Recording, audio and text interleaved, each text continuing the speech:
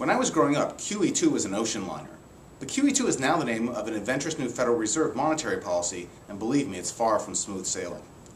What is QE2? Well, basically the Fed prints money and goes out and buys things, something the Fed does all the time.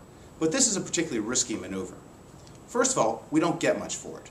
Most of the estimates are that we'll get maybe long interest rates that are down by 0.3 to 0.4 of a percentage point at most. That's not much of a bang for the buck. Big problem is a lot of costs. First, it'll create more inflation. And a little inflation right now might not be damaging, but if people begin to expect higher and higher inflation, very quickly we could move into an inflationary spiral. That would be dangerous. Second cost is it's going to weaken the dollar. We've already seen international monetary authorities complain about the Federal Reserve policy.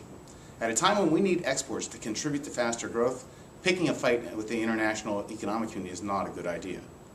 Third cost here is that the Fed gives up the ability to use this policy in the future. Right now the economy is growing slowly, but we aren't in a double dip. By doing something now, we give up the option of fighting a recession later.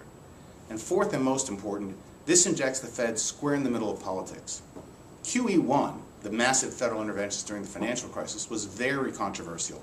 And it took the Fed a long time to reestablish its independence and to get out of the business of interfering with financial markets. This puts them squarely back in the middle of politics, something that was unwise for the Federal Reserve to do, and something that could be very costly going forward.